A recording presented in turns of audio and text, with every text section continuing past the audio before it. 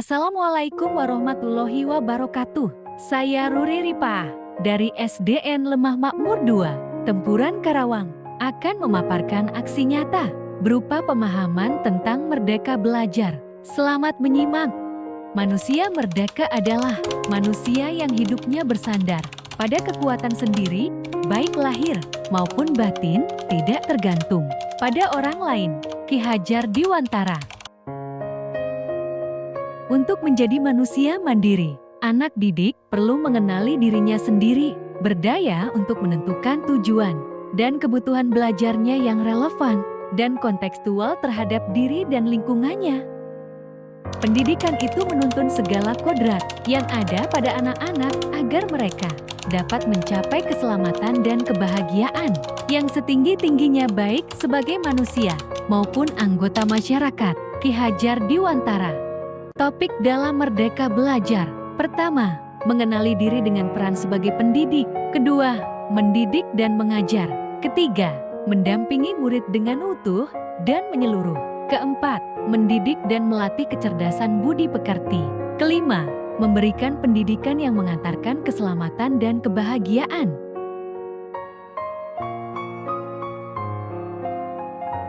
Pendidikan itu menuntun segala kekuatan kodrat yang ada pada anak-anak agar mereka dapat mencapai keselamatan dan kebahagiaan yang setinggi-tingginya, baik sebagai manusia maupun anggota masyarakat. Ki Hajar Dewantara. Pertama, mengenali karakteristik dan kekuatan anak didik dan pendidik dengan mengelola kekuatan dan kelemahan yang ada. Bapak, Ibu guru, para pendidik, tidak dipungkiri murid-murid kita sekarang sudah banyak memiliki cara untuk belajar.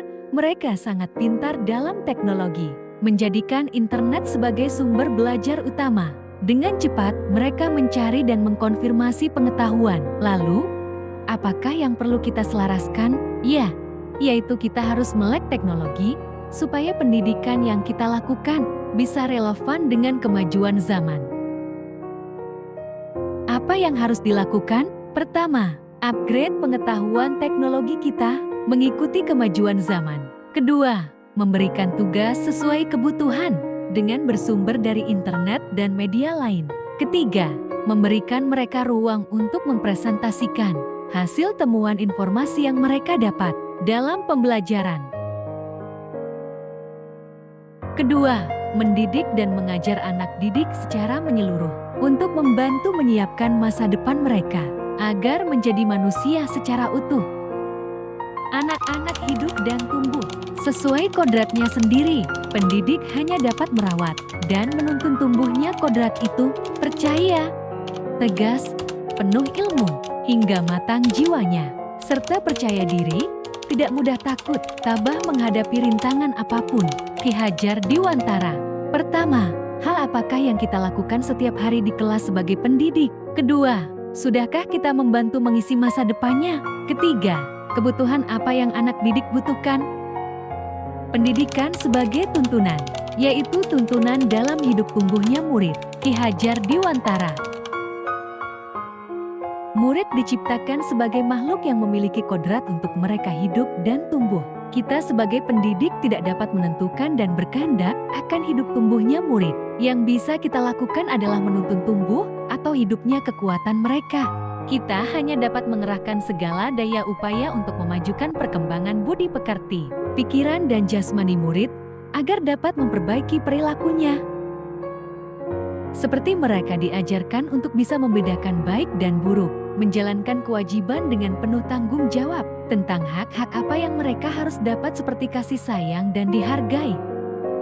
Lalu, bagaimana mereka harus berperilaku terhadap orang lain, bisa membedakan mana kebutuhan dan keinginan, juga menumbuhkan semangat dan percaya diri, serta menanamkan budi pekerti untuk hidup baik di masa depan.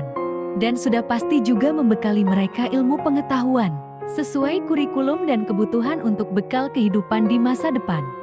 Ketiga, mendampingi murid dengan utuh dan menyeluruh. Setiap peserta didik terlahir dengan kodratnya masing-masing. Perubahan tidak bisa dihindari, sehingga cara mendidik dan mengajar perlu disesuaikan dengan perkembangan zaman. Keempat, mendidik dan melatih kecerdasan budi pekerti.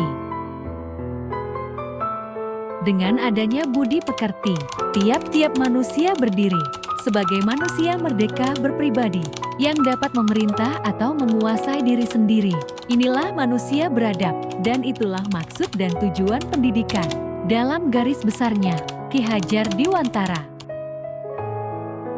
Dalam hal ini, pendidik mendidik siswa menjadi manusia yang dapat mengendalikan diri sendiri, menjadikan siswa dapat berpikir panjang untuk mengambil suatu keputusan ataupun pilihan, mempertimbangkan dampak baik dan buruk ke depannya atas sebuah pilihan. Guru melatih anak didik mengendalikan diri, melatih keberanian, kesabaran, serta mampu menumbuhkan sifat rendah hati agar mampu mengendalikan keinginan yang berlebih, menumbuhkan rasa percaya diri, tidak mudah menyerah, dapat menyadari apabila ia melakukan kesalahan, dan mau meminta maaf. Kelima, memberikan pendidikan yang mengantarkan keselamatan dan kebahagiaan. Memang sistem kita yaitu menyokong kodrat alamnya anak-anak yang kita didik, agar dapat mengembangkan hidupnya lahir dan batin, menurut kodratnya sendiri-sendiri. Ki Hajar Dewantara. Sebagai pendidik, guru tidak hanya mengajarkan ilmu pengetahuan, tetapi harus mampu membimbing dan memantau peserta didik untuk mencapai pemahaman yang bermakna. Fungsi pendidikan adalah mengantarkan peserta didik agar siap hidup dan mampu mengisi zamannya. Dengan sistem Emang Guru, tidak hanya membimbing dan mendampingi murid belajar, namun memberikan contoh tentang baik dan buruk suatu hal tanpa harus menghilangkan hak murid, agar bisa tumbuh dan berkembang dalam suasana batin yang merdeka. Membimbing murid dengan sistem merdeka belajar berarti memberikan kebebasan pada murid dalam menjalani kodratnya, namun masih belajar dalam pantauan dan bimbingan arahan seorang guru. Pada akhirnya tugas membimbing tidak hanya dibebankan bagi guru, namun ini merupakan tanggung jawab bersama. Sekolah, rumah, dan lingkungan merupakan tempat pergaulan seorang anak, yang dimana anak tersebut akan tumbuh dan berkembang dalam didikannya. Seorang individu akan terlahir dari didikan tiga tempat tersebut. Pertama, sekolah bersama guru dan teman-temannya, dengan segala pengalaman belajar dan ilmu pengetahuannya. Kedua, di rumah dengan kasih sayang dan contoh keluarganya. Ketiga, di lingkungan bersama masyarakat, dengan bagaimana mereka membaur dan bergaul.